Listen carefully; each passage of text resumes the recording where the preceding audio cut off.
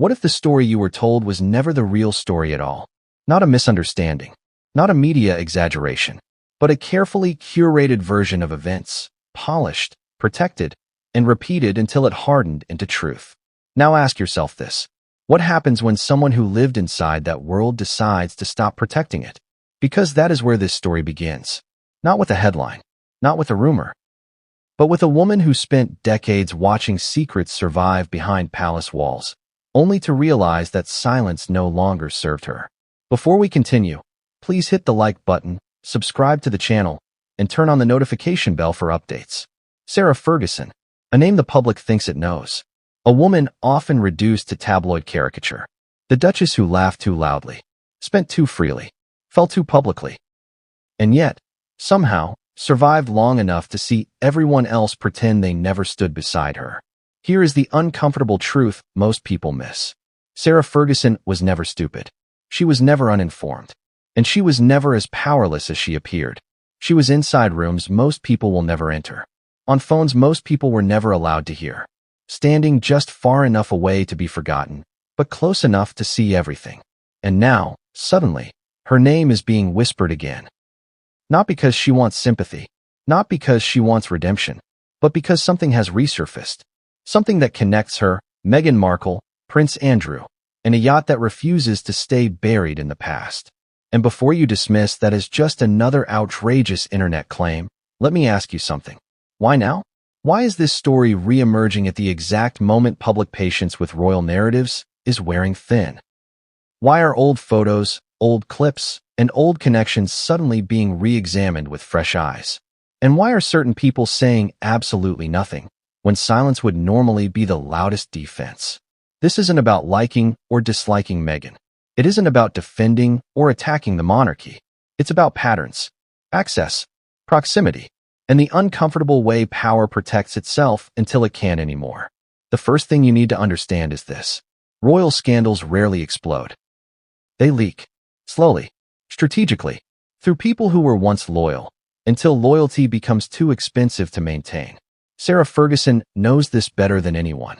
She learned it the hard way. When she married into the royal family, she didn't just gain a title. She inherited a system built on hierarchy, silence, and selective memory. A system that rewards discretion and punishes independence. A system that will forgive almost anything, as long as the wrong people aren't embarrassed. And when Sarah embarrassed the wrong people, she paid the price. Publicly shamed, financially cornered, quietly sidelined. But here's the part that rarely gets talked about. She never fully left. Even when the cameras stopped following her, she remained connected. Through shared history, through children, through the man the palace never quite knew how to deal with. Prince Andrew. Say that name out loud and feel the shift. Because the room always changes when his name is mentioned. For years, Andrew existed in a strange space. Protected, yet problematic. Visible, yet carefully managed. Everyone knew there were questions. Everyone knew there were associations.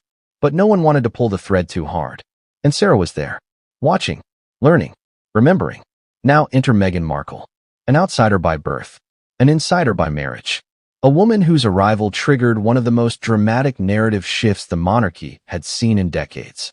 To some, she was a breath of fresh air. To others, a calculated disruptor. To the institution, a risk that required constant management. But long before the palace, before the titles, before the interviews and documentaries, Meghan lived another life. A life the public was never meant to examine too closely. A life that, according to whispers, intersected with circles far more exclusive than Hollywood auditions and red carpets. And this is where the yacht enters the story. Because yachts are not just floating luxuries. They are controlled environments. No paparazzi. No paper trails. Invitations only. They are where relationships form away from scrutiny, where boundaries blur, and where plausible deniability becomes currency. If you think that sounds dramatic, ask yourself why so many high-profile scandals eventually trace back to private islands, private jets, and private vessels. Isolation creates opportunity. Opportunity creates vulnerability. And vulnerability creates secrets. Now, here's the crucial point. No one is saying that a single image, a single clip, or a single appearance proves anything on its own. That's not how these stories work. What matters is repetition, context, familiarity, who shows up again and again, and who pretends they never crossed paths at all. And according to those close to the situation, there is footage, not dramatic, not explicit, but quietly unsettling. Footage that allegedly shows proximity that feels too comfortable to be accidental. Moments that raise more questions than they answer. So why hasn't the public seen it? Because power doesn't erase evidence. It delays it. And when evidence finally surfaces, it rarely arrives alone. It comes with timing, motive, and a messenger who has decided the cost of silence is greater than the cost of exposure. Which brings us back to Sarah Ferguson. Why would she risk reopening old wounds? Why invite scrutiny back into her life? Why align herself, even indirectly, with a story that implicates the very system that once protected her? The answer may be simpler than you think. Legacy. Because when you've already been humiliated, already been written off, already been blamed for your own downfall, there is a strange freedom that comes with having nothing left to lose. And there is power in being underestimated. Throughout this story, you're going to hear claims, denials, reactions, and silences. You're going to notice how certain details are challenged aggressively, while others are ignored entirely. You'll see how media outlets choose their words carefully, how timelines bend, and how outrage is redirected. And I want you to pay attention to one thing above all else. Who benefits from confusion? Because confusion is not accidental. It is a tool. It keeps people arguing about the wrong details while the larger picture remains untouched. As we move forward, we'll examine how narratives are built, dismantled, and rebuilt. We'll look at what is being said publicly, what is being whispered privately, and what isn't being addressed at all. We'll explore why certain associations are dismissed as coincidence, while others become career-ending scandals. And most importantly, we'll ask the question no one seems comfortable asking. If nothing happened, why is everyone so afraid of context? This is not a story about a single woman or a single man. It's about systems that reward proximity to power, and the people who learn how to navigate them long before the public ever notices. So take a breath, because the deeper we go, the less simple this becomes. It begins with the woman who watched it all unfold from inside the palace walls. The woman everyone thought was finished. Sarah Ferguson didn't just marry into the royal family. She entered a machine that had been running for centuries. A machine designed to shape lives, shape narratives, and shape history itself. You think the headlines told you everything? Think again. Because Ferguson's life inside those walls was never simple, never linear, and never as glamorous as tabloids would have you believe.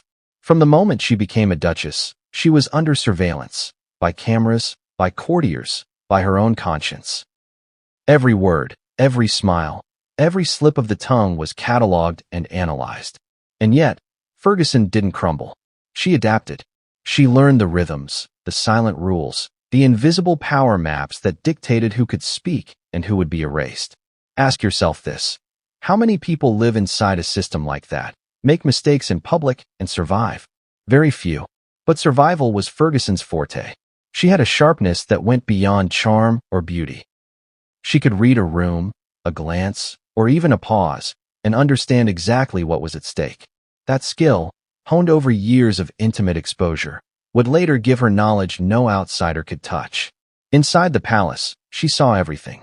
The feuds that never made headlines. The alliances that mattered more than titles. The small betrayals that eventually became major scandals.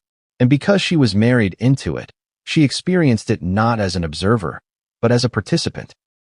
Every whisper, every secret, every carefully concealed tension passed through her life like currents in a hidden stream. And yet, for all that insight, Ferguson paid the price. Public embarrassment, financial strain, media scrutiny that tore at her identity. The very system she navigated expertly could turn on her in a heartbeat. And it did. But what most people don't realize is that this punishment, as harsh as it was, never fully severed her connection to the world she once walked. She remained close enough to observe, distant enough to survive.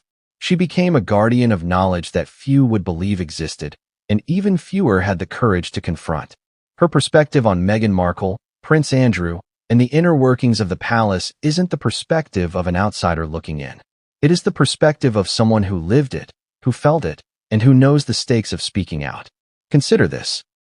While Meghan's public life has been scrutinized to the point of obsession, Ferguson was already familiar with the pressures of visibility. She knew how the press amplifies every misstep, how loyalty is tested by gossip, and how silence can be both a shield and a trap. So when footage allegedly surfaces involving a yacht, private interactions, and associations that the public has only glimpsed through rumor, Ferguson's understanding of context becomes critical. She sees the patterns. She recognizes the implications. She knows how a single frame can suggest volumes without ever confirming a word. But there's more to Ferguson than observation. She has her own agency, her own reasons for breaking silence now. It's not revenge, at least not entirely. It's awareness, timing, strategic positioning. She knows that in the world of royalty, releasing information isn't about chaos. It's about control, about choosing when, where, and how the narrative shifts. And she has waited a long time for the moment to strike. Now, consider the emotional dimension. Living inside the palace wasn't just a matter of protocol and decorum. It was intimate, personal, and often brutal. Relationships formed, alliances were tested, and vulnerabilities were exploited. Ferguson witnessed the rise and fall of those around her, the ebb and flow of favor, the subtle manipulations that never reached public awareness. Every interaction left a trace, a detail, a memory that could later illuminate truths that the public had no idea existed. This is where the story becomes more than gossip. It becomes a study in power dynamics, proximity, opportunity, and danger. Because Ferguson has seen firsthand how connections can be weaponized, how trust can be betrayed, and how reputation can be managed or destroyed through selective exposure. Now, here's a fact that might surprise you. For all her public missteps, Ferguson was not naive. She understood the stakes of being observed. She understood the consequences of being misunderstood. And she understood the strategic advantage of patience. Because in a world where every glance can be interpreted, every photograph can be dissected, and every word can be misquoted, patience is not passive, it's power. And so she watched, waited, learned, collected, stored away the fragments of information that would one day create a mosaic larger than anyone anticipated. A mosaic that involved not just Meghan, not just Andrew, but a network of relationships and interactions that most of the world could not even imagine. Now, let's talk about contradictions. Public perception of Ferguson is almost entirely negative in some circles. She's seen as frivolous, impulsive, and even reckless. And yet, these same critics overlook her strategic acumen, her ability to navigate impossible situations, and her awareness of timing and optics. This contradiction is central to understanding her role in the alleged resurfacing of yacht footage. She is underestimated precisely because people refuse to see her as the operator she actually is. So, the question becomes, why is she speaking now? Why reintroduce herself into a narrative that could carry enormous consequences, both personal and public? The answer is complex. It involves not only the resurfacing of evidence, but also the alignment of events, personalities, and vulnerabilities. Timing, as always, is everything. Imagine this. Decades of observation, decades of awareness, suddenly converging on a single set of circumstances that could alter public perception, reputations, and possibly even legal and social dynamics. This is not just a story of scandal. It's a story of strategy, of timing, of an insider leveraging insight that very few others possess. And that is why, when you hear Sarah Ferguson's name in connection with Meghan, Andrew, and private footage, it carries weight. It is not mere gossip. It is the statement of someone who knows the machinery behind the scenes, who understands the players, and who is aware of the consequences of every release, every omission, every subtle implication. Her insight is especially relevant when you consider the environment in which these events allegedly occurred. Yachts are not mere symbols of luxury. They are microcosms of power and isolation. Invitations are limited. Access is controlled. Visibility is almost non-existent. In such environments, interactions carry weight far beyond what meets the eye. Patterns of behavior can reveal alliances, preferences, and tendencies. Observers like Ferguson notice these subtleties because their survival once depended on them. It is this combination of experience, observation, and timing that frames the alleged footage in a new light. Not as scandalous or sensationalized in isolation, but as part of a larger tapestry of relationships and influence that Ferguson has seen unfold over decades. And as the public begins to analyze, debate, and interpret these fragments, her voice, measured, knowledgeable, deliberate, adds a new dimension that was never available before. Now, here is the final consideration for this chapter. Ferguson's knowledge is not just historical. It is active. It shapes how she approaches the present. Her awareness of patterns, her understanding of public perception, her anticipation of media reactions. All of this informs how the story unfolds. She is not simply a witness. She is a strategist, a historian, and, in her own right, a participant in the careful orchestration of narrative power. And so, as we transition to examining Meghan Markle's early days in the palace, keep this in mind. The woman who is about to be examined in this story is being seen through the lens of someone who understands context, proximity, and consequence better than anyone else involved. Ferguson's observations are not casual. They are precise, deliberate, and informed by decades of survival within the very institution that Meghan now navigates.